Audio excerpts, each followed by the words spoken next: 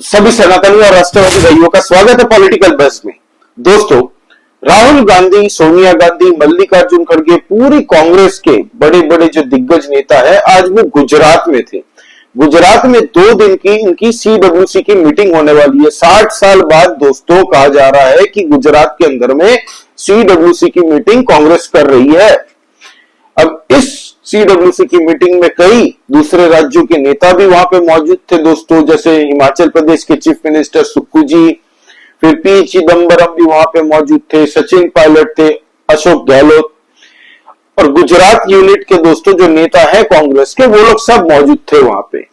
ये जो CWC की मीटिंग हो रही है, मोस्टली कांग्रेस का रिवाइवल प्लान है कि हम गुजरात के अंदर में कांग्रेस की यूनिट को कैसे मजबूत करें, क्योंकि आज की डेट में जो स्थिति है कांग्रेस की गुजरात के अंदर में, सुपड़ा साफ है हर जगह से दोस्तों कांग्रेस का। 1995 के बाद से कांग्रेस की सरकार गुजरात में आई नहीं है दोस्तों। फिर वहां पे बीजेपी की सरकार एक बार क्या बनी, बीजेपी ने जबरदस्त तरीके से अब तक बिहार मतलब गुजरात के अंदर में संभाल के रखी है, अपनी किला बना के रखा है। और कांग्रेस को यह लगता है कि अगर बीजेपी को हराना है तो नरेंद्र मोदी जी और अमित शाह जी के गढ़ कहे जाने वाले गुजरात को फतह करना पड़ेगा। फतह करने के पहले पहले अपने कमांडोज को रेडी करना पड़ेगा, अपने कांग्रेसी कार्यकर्ताओं को दिखाना पड़ेगा कि नहीं, हम लोग आपके साथ में हैं। लेकिन कांग्रेस ये भूल रही है कि पिछले विधानसभा चुनाव के अंदर में लोगों ने एक तरफा मैंडेट दे के गुजरात के लोगों ने कांग्रेस का सुपड़ा साफ कर दिया गुजरात के अंदर में, और इस बात से कांग्रेस आहत भी है। आपको पता है 2 महीने पहले, डेढ़ महीने पहले ही राहुल गांधी का गुजरात का दौरा था। उस वक्त उन्होंने कहा था कि हमारे कांग्रेस के अंदर कुछ ऐसे भी हैं लोग जो दूसरों के लिए काम करते हैं, तो हम कोई शर्म नहीं रखेंगे भाई, जिसको हमारे लिए काम नहीं करना वो निकल जा सकता है, पूरी टीम चेंज करेंगे, एक नया ब्लड लेके आएंगे कांग्रेस गुजरात के अंदर में।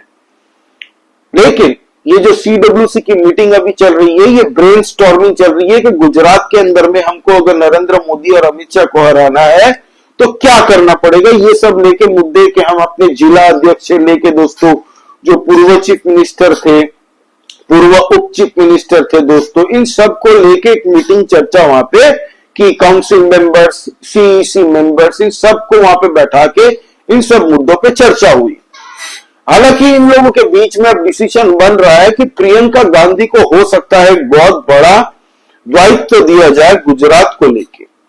अब प्रियंका गांधी को दोस्तों राहुल गांधी देना चाहते हैं ऐसी मुश्किल वाली जगह कि अभी अभी वो पॉलिटिक्स में आई है दोस्तों। आपको पता है वायनाड सीट से वो जीत के आई है, तो इतना बड़ा अगर किला की जिम्मेदारी अगर प्रियंका गांधी को देते हैं, जो कि गुजरात में कांग्रेस नहीं हरा पाएगी, आने वाले 2027 में भी कांग्रेस बीजेपी को नहीं हरा पाएगी। आज की डेट में कांग्रेस की जो हालत है गुजरात के अंदर में, वो कांग्रेस के जितने कार्यकर्ता भी है उनको भी अच्छे से पता, बचे कितने कार्यकर्ता भाई। उन लोगों ने बहुत मेहनत की थी इतने टाइम से, फिर भी देख रहे कि 1995 से सरकारें बन नहीं रही है, तो अब वो भी डिमोटिवेटेड हो गए। और राहुल गांधी जी इतने टाइम से लीड कर रहे थे, तो वो तो और इंटरेस्टेड नहीं थे। पहले संभाल लेते थे कौन, अहमद पटेल थे, तब जिंदा थे, तब वो संभाल लेते थे कांग्रेस की यूनिट, तब स्ट्रॉन्ग कहलाती थी गुजरात में। हालांकि तब भी उनकी सरकार कभी बनी नहीं। और RSS का प्रभाव, भाजपा का प्रभाव इतना तगड़ा है गुजरात के अंदर में कि लोग वहां पे पॉलिटिक्स की ज्यादा चर्चा नहीं करते। लेकिन जब बात आती है ना चुनाव के टाइम में वोटिंग करने की, तब लोग सब कुछ कैलकुलेट करते हैं वहां पे, हर एक चीज, हर एक मुद्दा। वक्फ बिल के अगेंस्ट में जो कांग्रेस ने स्टैंड लिया है, आज की डेट में कांग्रेस के कार्यकर्ताओं को भी लोगों के बीच में जाने में शर्म आती होगी, जवाब देने में तकलीफ होती होगी, क्योंकि लोग सीधा पूछते हैं कि भाई एक बात बताओ, वक्फ बिल के अगेंस्ट में तुम लोगों ने जो स्टैंड लिया है, उसके बाद में गुजरात की जनता कैसे वोट दे सकती है। तो कई कांग्रेसी कार्यकर्ता से लेके कुछ नेता, जो इनकी कांग्रेस की मेन यूनिट है दोस्तों, सेंट्रल यूनिट, राहुल गांधी, मल्लिकार्जुन खड़गे, उन लोगों से नाराज रही है पहले भी और अभी भी है कि हमारी बातें कभी सुनी नहीं जाती, हम यहाँ पे बीजेपी को अकेले फेस करते रहते हैं, हमें कोई सेंट्रल लीडरशिप नहीं मिलती है कांग्रेस की तरफ से, कोई मदद नहीं मिलती, यहाँ पे कोई गाइडेंस नहीं मिलता। गुजरात यूनिट के कांग्रेस के अब बचे कितने लोग, तो ये कहा जा रहा है। हालांकि अब इन लोगों के अंदर में ब्रेनस्टॉर्मिंग होगी, इसके बाद में 2027 का चुनाव कैसे जीता जाए भाजपा के अगेंस्ट में, ये भी ये लोग प्लानिंग करेंगे।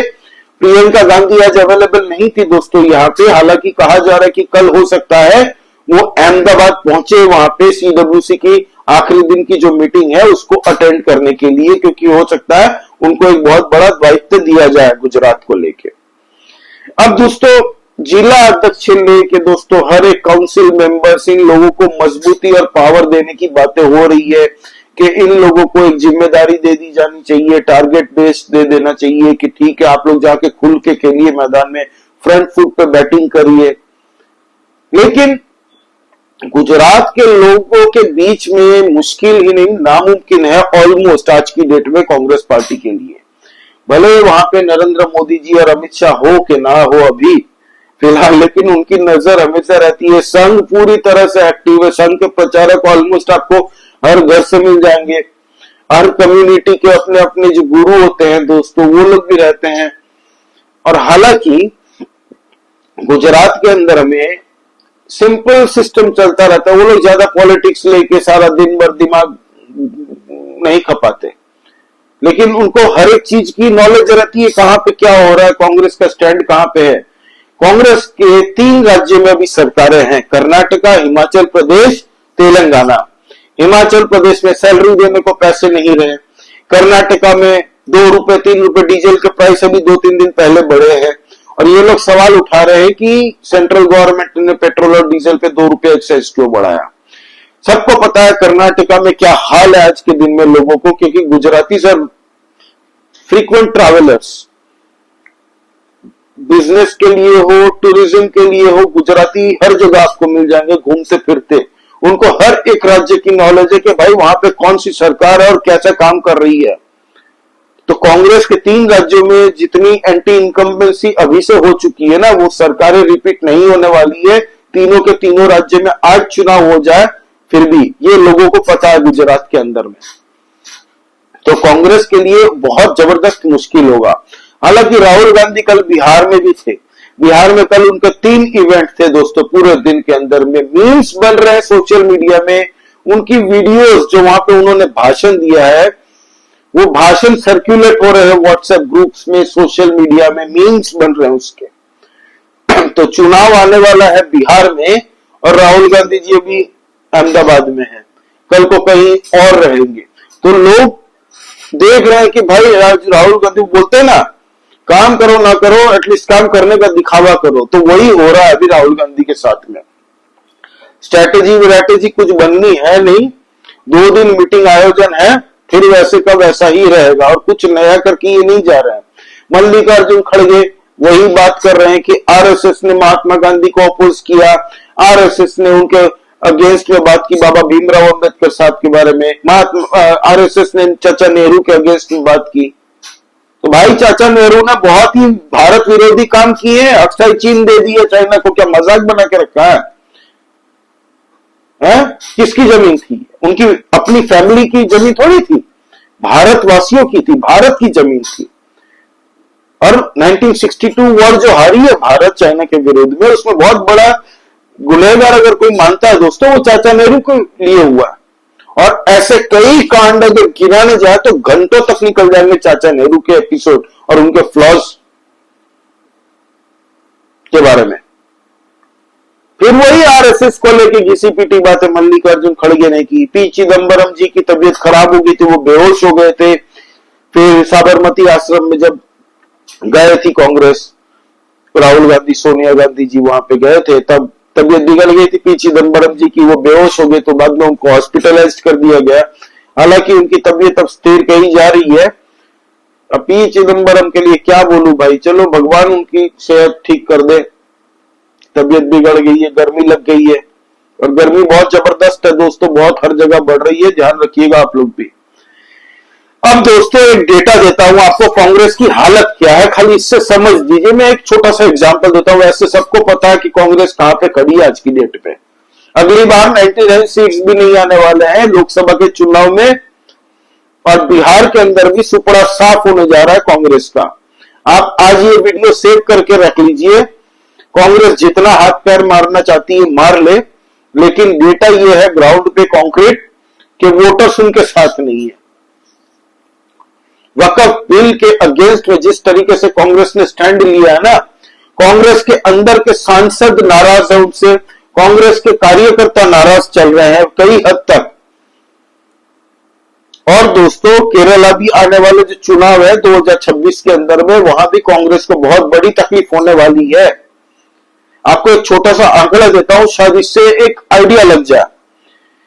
5 ऐसे राज्य के नाम देता हूं दोस्तों जहां पे 631 सीट्स है, कांग्रेस के 0 विधायक है, 0। 631 सीट्स में से दोस्तों 0 विधायक है कांग्रेस के। देखिए दिल्ली, इस बार भी 0 आया था भाई, हैट्रिक मारी है दिल्ली के अंदर में। वेस्ट बंगाल,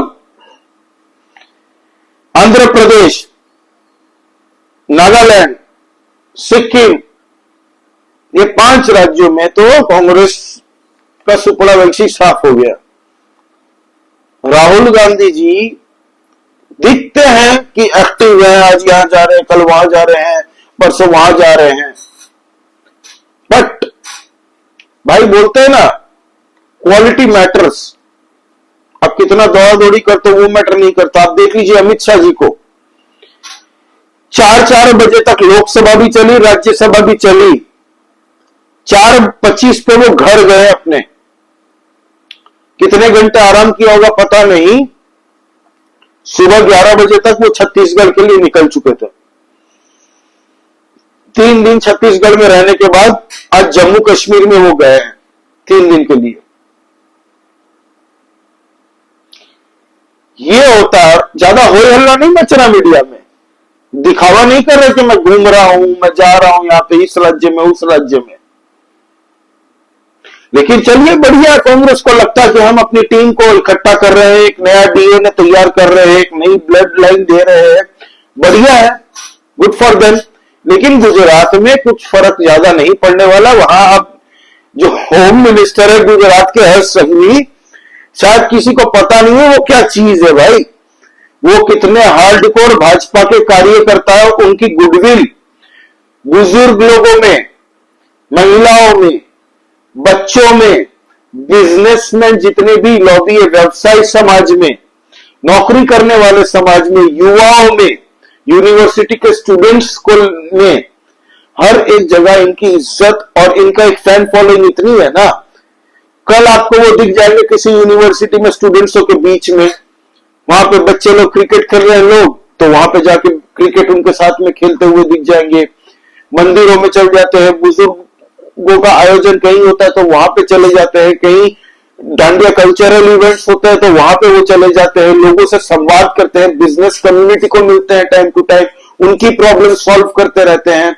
प्लस बस चलाने वाले जो ड्राइवर भाई हमारे होते हैं गुजरात के अंदर में जो है, उनके साथ मुलाकात करते हैं। कोई ऐसा तबका नहीं है कि वो मिस कर रहे हैं किसी के साथ, और हर एक लोगों की प्रॉब्लम सुनते हैं, समझते हैं और उसको समाधान करते हैं। नोटबंदी के बाद भाजपा की सरकार चली जाती है, और नोटबंदी के बाद सबसे तुरंत चुनाव था गुजरात में।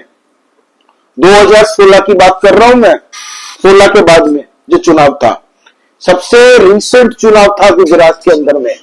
सूरत के अंदर में 12 की 12 सीट हार गए थे। वहां के सारे बिजनेसमैन ने कह दिया कि देखो हम देशद्रोही नहीं है, इस बार हम भाजपा को वोट नहीं देंगे।